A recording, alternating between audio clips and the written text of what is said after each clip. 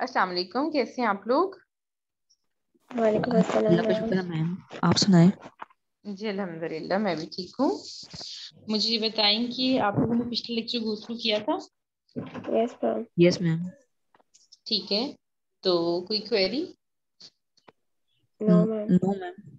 ठीक है, सब चीजें क्लियर थी सब लोगों को? Yes ma'am. Yes ma'am. ठीक हो गया। तो फिर कोई मुझे बताया हमने क्या पढ़ा था लास्ट टाइम? मैम हमने थोड़ा हेल्थ सा और हेल्थ और वेलनेस के जी। बारे में मैम स्टडी किया था। मैम ऑप्टिमम ऑप्टिमम हेल्थ के बारे में और हेल्थ और वेलनेस की डेफिनेशंस के बारे में, उनके रिस्क फैक्टर्स के बारे में और गुड उनके गुड। कैसे हम और हम उन्हें कैसे मैनेज कर सकते हैं, इसके बारे में। ठीक हो गया। चले, जो हमारा आज का लेक्चर है, आज के लेक्चर में हम हेल्दी प्रोफाइल को देखेंगे। हम देखेंगे कि जो हेल्दी इंडिविजुअल्स हैं उनकी प्रोफाइल क्या होती है। तो हमने स्टैंडर्ड्स डेवलप किए हैं for the person of a healthy person, जो कि एक हेल्दी लाइफ लीड करने के लिए आप ये कहें कि नीडेड होते हैं।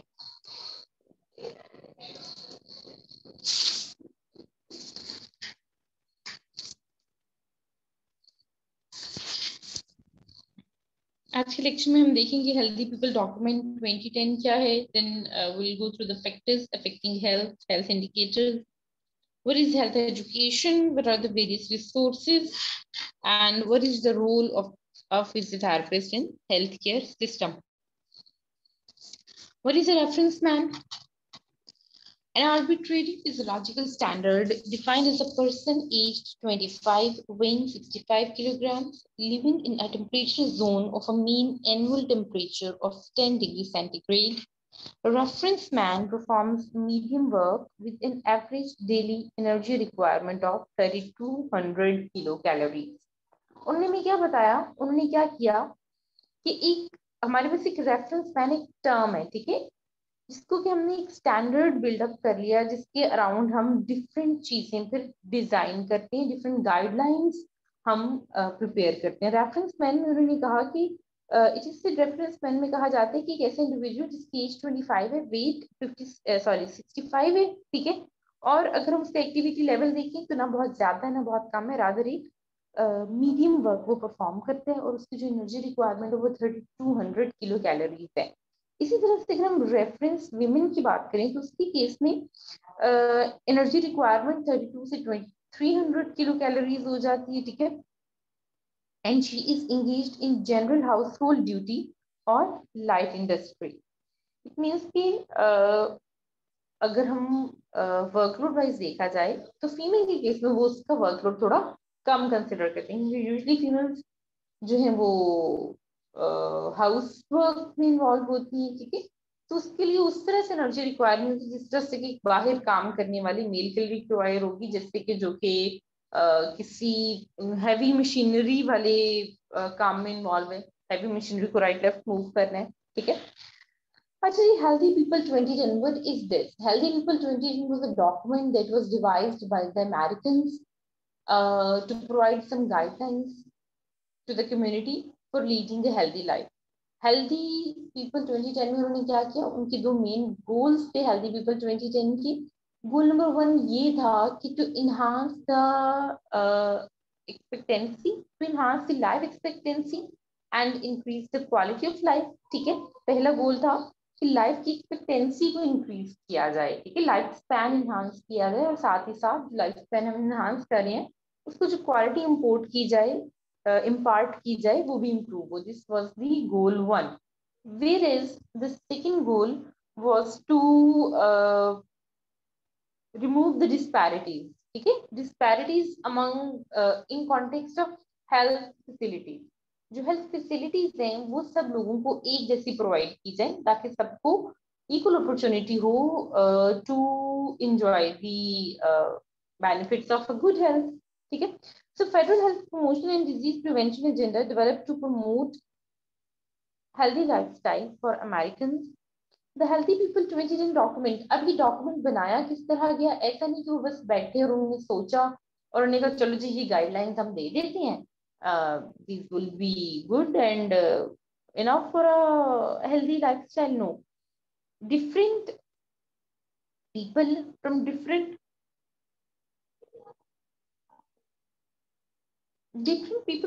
populations were selected, then different experiments were performed on them. Experiments in the sense आप कहेंगे कि डिफरेंट तरह की चीजें या न्यूट्रिएंट्स इनको प्रोवाइड किए गए, डिफरेंट एनवायरनमेंट्स प्रोवाइड की गई, फिर देखा गया कि न्यूट्रिएंट्स या एनवायरनमेंट का क्या इफेक्ट उन पे आया। सो टाइम टू टाइम उनको मॉनिटर किया गया।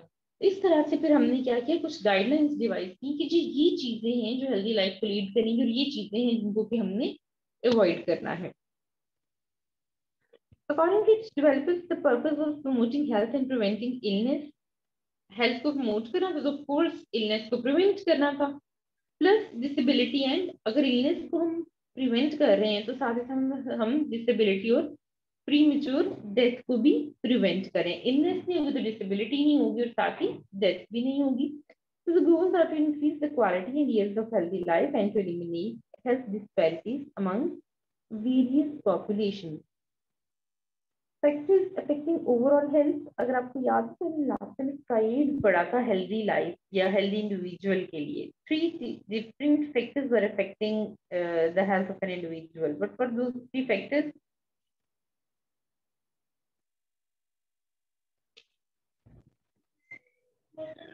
जी क्या थे वो फैक्टर्स?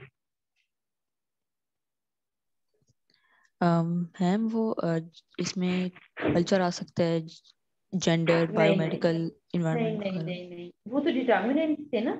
3 Yes, ma'am. जो इंटरडिपेंडेंट की फैक्टर्स हमने पढ़े थे उनमें एक लाइफस्टाइल था, ठीक है, फिर बायोमेडिकल फैक्टर्स थे और फिर एक एनवायरमेंटल फैक्टर्स थे। तो वही Yes, आज ma'am. दोबारा से यहाँ पे लाइफस्टाइल की बात हो रही है कि factors affecting overall health include individuals lifestyle behaviour, second hand smoking and socio economic condition.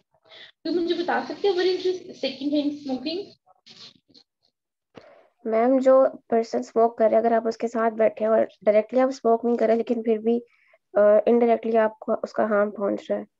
अच्छा ठीक है। स्मोकिंग को 2 तरह से हम डिवाइड करते हैं, एक होती है फर्स्ट हैंड स्मोकिंग और एक होती है हमारे पास सेकंड हैंड स्मोकिंग।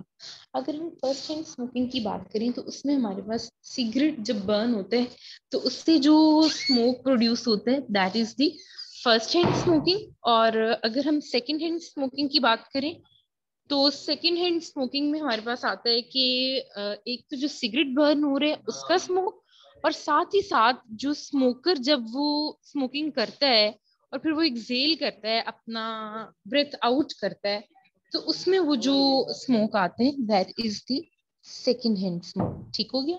क्लियर हो गया कॉन्सेप्ट सबको? Yes, ma'am. ठीक हो गया। So the vision of the healthy people in healthy communities is a community oriented planning guide based on healthy people 2010.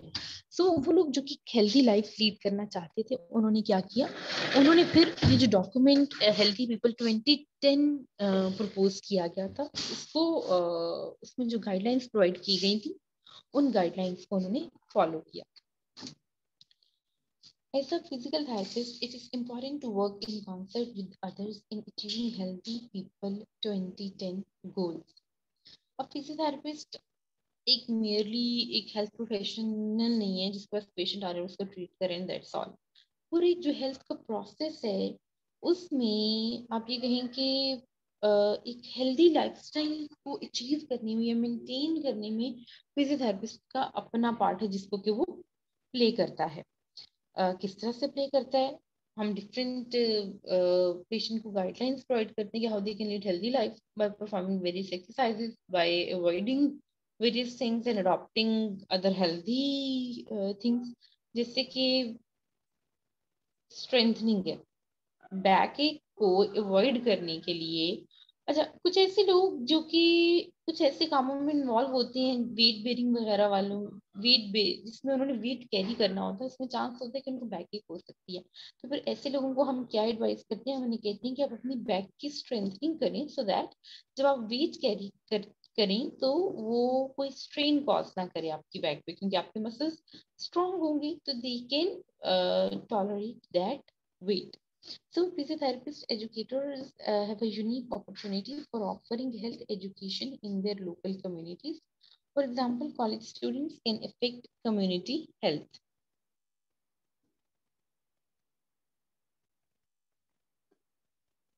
To increase, goal number 1, जैसे हमने पहले भी बात की थी कि to increase life expectancy and improve the quality of life of all individuals. Current life expectancy is 77 years, while it was 47 at the start of the 20th century.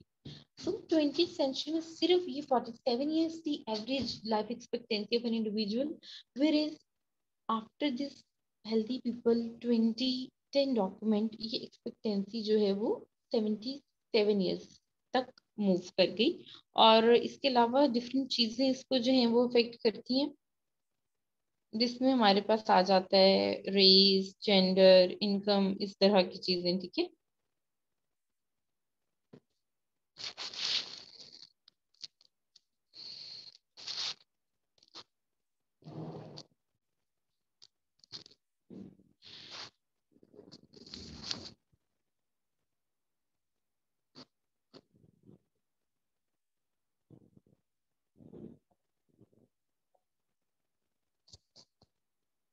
Goal 2, the second goal of the Healthy People 2010 is designed to recognize the disparities and eliminate barriers to good health. अच्छा ठीक है, अब second में जो बात हुई थी कि equal opportunity of health is available to all the people. Contributing factors,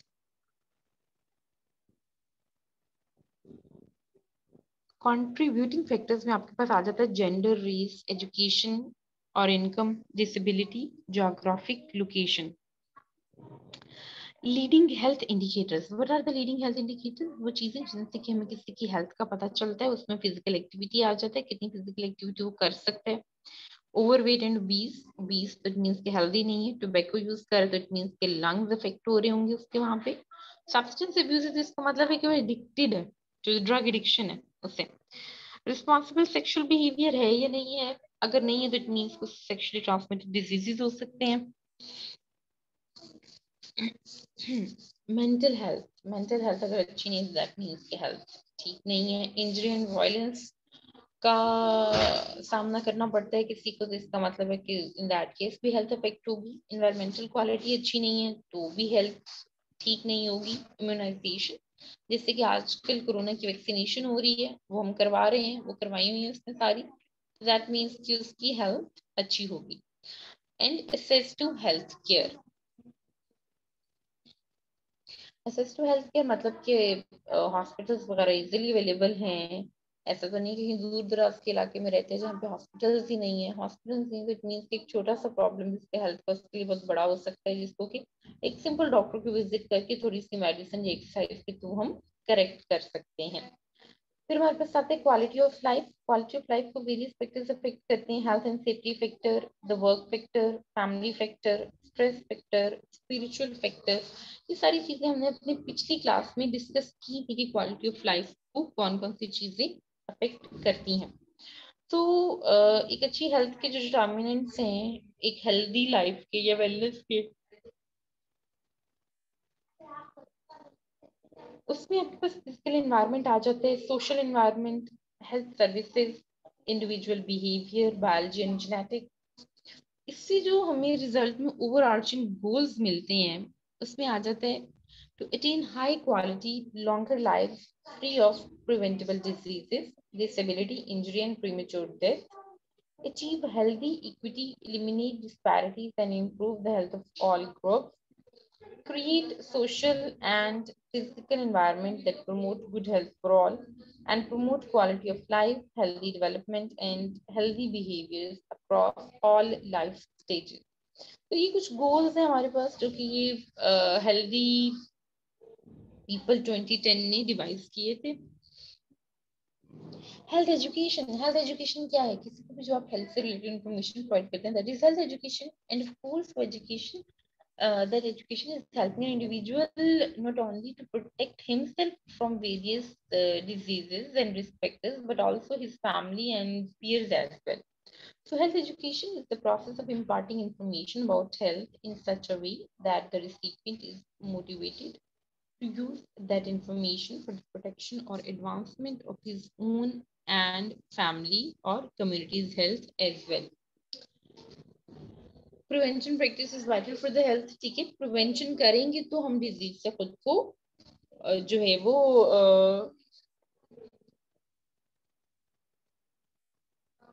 disease से खुद को प्रिवेंट कर सकते हैं प्रिवेंशन के through. So health education is the channel for reaching people and alerting them to the doctor's service and to all other community health resources. ठीक है, health education कैसे हो सकती है? हम 1-on-1 मीटिंग में भी हेल्थ एजुकेशन कर सकते हैं। इसके अलावा अगर हम देखें तो हम प्रिंट एंड इलेक्ट्रॉनिक मीडिया के थ्रू भी हेल्थ एजुकेशन प्रोवाइड कर सकते हैं और हम करते भी हैं। ठीक है, जैसे आजकल कोरोना की डिफरेंट आप देखते हैं कि अवेयरनेस के हवाले से कैंपेन टीवी पे चल रही होती है, तो वो हेल्थ एजुकेशन की आपके पास एक एग्जाम्पल आती है। Communication is regarded as a two-way process of exchanging or shipping ideas, feelings, and information to bring about desired changes in human behavior. So, अगर हम 1-on-1 किसी के साथ डिस्कशन करें तो उससे हेल्थ एजुकेशन आप दूसरे को तो दे ही रहे हैं, आपको खुद भी बहुत सारा बेनिफिट हो सकता है। जैसे कि स्टूडेंट टीचर रिलेशनशिप है, टीचर स्टूडेंट को इंफॉर्मेशन इम्पार्ट करता है और स्टूडेंट से सीखता भी है, क्योंकि learning is a life long process. Health education resources, parents of children age 8 to 12 years, adolescent, young adults and older adults. आगे चल के देखते हैं क्या resources हैं इनके पास।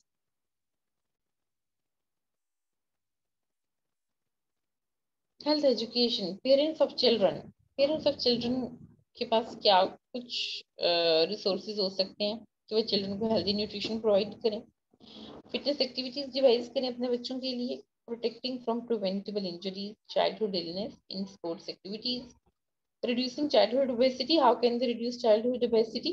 By taking care of the food that they are eating, okay, that their children are eating, by avoiding junk food and adopting healthy nutritious food for their kids. Safety while swimming, not only swimming but whatever kind of sport or leisure activity a child is doing, the parents must look after him. Children aged 8 to 12 years, for them, uh, what are the resources of good health? Include good nutrition, fitness activities, safety issues for children. Safety issues की बात करें तो आपके पास एक तो जो health को safety issues होते हैं जनरली वो वाले सेफ्टी इश्यूज, और दूसरा जो मोरल हवाले से हम सेफ्टी इश्यूज कहते हैं ना, जिसके आजकल पिछले दिनों एड्स भी चल रहे थे टीवी पे, इन दैट कॉन्टेक्स्ट भी सेफ्टी इश्यूज आ जाते हैं बच्चों के।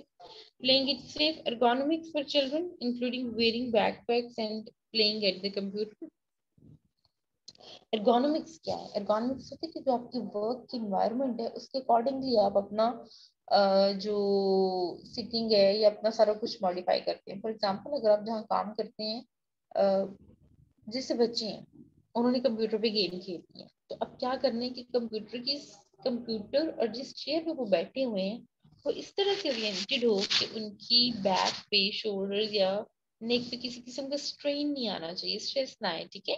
वो प्रॉपर सिटिंग में हो, लाउच कह रही, कोई काउच पोजीशन ना हो, फॉरवर्ड हेडेड पोजीशन ना हो, अदरवाइज क्या होगा, उससे उनकी पेन जनरेट होगी। एडोलिसेंस क्या चीजें जरूरी हैं एडोलिसेंस के लिए? Sources of good healthy life क्या कुछ है? Good nutrition, fitness activities, safety issues for athletes. Athletes के केस में हम सेफ्टी इश्यूज देखें तो उनकी ट्रेनिंग के कॉन्टेक्स्ट में आता है कि उनकी ट्रेनिंग इस तरह से करवाई जाए जो कि उनको एक सेफ जोन में रखे। ऐसा ना कि हम बहुत एक्सेसिव ट्रेनिंग करवा के उनको बर्नआउट या कोई मसल डैमेज करवा दें। Protection against infections, screening for illness, ergonomics for the workplace, adolescent health. The goal is to improve the healthy development, healthy health, safety, and well-being of adolescents and young adults. The behavioral patterns established during adolescence and young adulthood help determine young people's current health status and their risk for developing chronic diseases in adulthood. जैसे dolphins की बात करें तो एक transition period होता है जिसमें different किस्म की डेवलपमेंट्स हो रही होती हैं, ठीक है। सो उन डेवलपमेंट्स को डिस्कस करना भी जरूरी होता है। इसके अलावा एक ट्रांजिशन पीरियड है from childhood toward the adulthood, ठीक है। एडोलेसेंस एक बीच का टाइम होता है ना, एक एज जो है 12 से कम और फिर एक वो 18 प्लस की एज आ जाना। तो बहुत सारी चेंजेस आ रही होती हैं, उसके रिगार्डिंग भी हेल्थ एजुकेशन जरूरी होती है। Sleep health is very important. आप सब इससे एग्री करेंगे, नींद पूरी ना हो तो कोई भी काम ठीक से नहीं होता। आप बस सोते ही रहते हैं, सर दर्द होता रहता है, लेजी हो जाते हैं, थोड़े एजिटेटेड से फील करते हैं। सो the goal for health education is to increase the public knowledge of how adequate sleep and treatment of the sleep disorders improve health, productivity, wellness, quality of life, and safety on roads and in the workplace. Sleep, like nutrition and physical activity, is a critical determinant of health and well being. Sleep is a basic requirement for infant, child, and adolescent health and development. तो sleep बड़ी important है, health पे बड़े negative effects आते हैं otherwise इसके। Young and middle age adults के लिए क्या रिसोर्सेज हैं हमारे पास हेल्दी लाइफ के लिए? गुड न्यूट्रिशन है, फिटनेस एक्टिविटीज करेंगे, choose the right shoes, choose the choose the right shoes for fitness training, screening for fitness, ergonomics for the workplace, prevention and management of obesity. In case of pregnancy, the ways to reduce back ache, child development for new mothers, and screening for poor posture, screening for obesity, for disease, for diabetes, heart disease, screening for stress management, prevention of low back pain, prevention skin cancer, prevention of osteoporosis.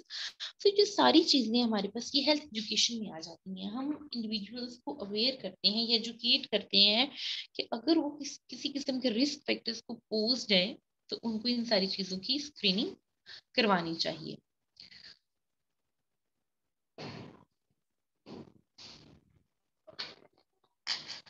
In case of older adults, how the health education is imparted: reducing the risk of falls, good nutrition provision, physical activities for health and wellness, fitness training for older adults,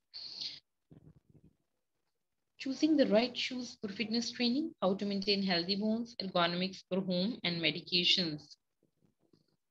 तो course older adults medications पे होते हैं।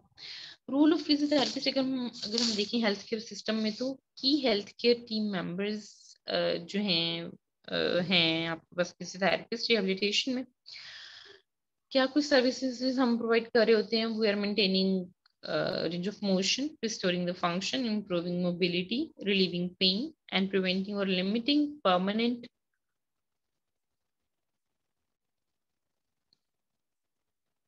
permanent physical disability in patients with injury or disease. They restore, maintain, and promote overall fitness and health. Rehabilitation में आप ये कहें कि team lead जो है वो आपके पास एक फिजियोथेरेपिस्ट होते हैं जो कि इंडिविजुअल की रिहेबिलिटेशन के लिए काम करता है. डिफरेंट एक्टिविटी लिमिटेड होती हैं या जो इम्पेयरमेंट्स होती हैं उन पे हम काम करते हैं. इम्पेयरमेंट्स और एक्टिविटी लिमिटेशंस को खत्म करने की कोशिश करते हैं. Physiotherapy is a very cost effective thing, बजाय इसके कि ढेर सारी दवाइयां खाई जाएं, सर्जरीज करवाई जाएं. Prevention and wellness, frontline providers और द फिजियोथेरेपिस्ट इंक्लूड करते हैं, सोली खुद नहीं है. Physiotherapists are educated to provide insight and interventions to increase physical activity among appropriate patients, to reduce excess body mass, improve health status, and reduce associated chronic disease risk. For example, जो patients आपके पास obese हैं, अगर वो हमारे पास आएंगे तो हम क्या करेंगे? हम उनको एक ट्रेनिंग प्रोग्राम देंगे कि इस तरह से आपने एक्सरसाइज या वॉक करनी है ताकि आप वेट लूज कर सकें. ओबेसिटी में नीज ज्वाइंट बहुत एट रिस्क होती है, तो हमने साथ साथ उनको नीज की सेफ्टी भी गाइड करेंगे. इसके अलावा वैसे ओबीस पर्सन जो है इसमें फॉल का चांस भी होता है ड्यूरिंग एक्सरसाइज, तो सारे ज्वाइंट्स की सेफ ergonomics हम उनको गाइड करते हैं. Physiotherapists can lead evidence-based prevention and wellness programs implemented at the community level. Evidence-based prevention का मतलब है कि वो चीजें जो कि रिसर्च के थ्रू प्रूव्ड हैं, उन पैरामीटर्स को हम यूज करके तो ये वेलनेस प्रोग्राम्स को लीड कर सकते हैं. जी, this was today's lecture. Anything that was not clear to you? No, ma'am. Everything is clear? Yes, ma'am. चलें ठीक है बच्चों, फिर लेक्चर पढ़ें और अच्छे से इसको पढ़ें. नेक्स्ट टाइम नेक्स्ट क्लास में अगर आप लोगों की. जी बेटा. मैम आपकी क्लास का लिंक हमें मेल पर नहीं आता, ये तो ग्रुप से हमने लिए.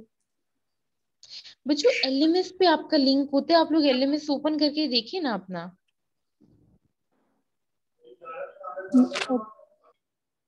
लिंक मैंने लास्ट टाइम भी आप लोगों को ईमेल की थी ट्यूसडे को कि आप लोगों का लिंक जो है वो एलएमएस पे है. एलएमएस पे लिंक मैंने सारे के सारे डाल दिए हैं. ठीक है, तो जब भी अब आपकी क्लास है आपने एलएमएस ओपन करना है और वहां से आपने जाके अपनी क्लास ज्वाइन कर लेनी है. ठीक है मैम हम लोग करना ही है, ऑटो एनरोल हो गया. बच्चों, आप लोग ऑटो इनरोल्ड हैं एलएमएस पे सब लोग. ओके. और ये चीज बाकी स्टूडेंट्स को भी गाइड करें कि ये जो मीटिंग के लिंक्स हैं वो एलएमएस पे मैंने डाले हुए हैं. जिस टाइम क्लास हुआ कर एलएमएस ओपन किया करें और वहां से ज्वाइन कर लिया करें. ठीक है मैम लेक्चर्स भी हमें वहीं से मिल जाएंगे. जी, लेक्चर्स भी वहीं पे मैंने अपलोड किए हुए हैं स्टडी मटेरियल में. ओके, ठीक है, थैंक यू मैम. ओके जी. Excuse me ma'am. जी बेटा. मैम इसके लिए, इस कोर्स के लिए हमें स्लाइड से पढ़ना इनफ होगा या हमें कोई बुक भी पढ़नी होगी? बच्चों बुक भी पढ़नी होगी. आपने देखा होगा कि जो लेक्चर नंबर 1 है उसके स्टार्ट में मैंने बुक का नाम लिखा हुआ था. Okay ma'am. ठीक है, उसको देख लीजिएगा. ठीक है. जी बच्चों, कोई और question? No question? No, ma'am. Okay, okay जी. अल्लाह हाफिज, टेक केयर.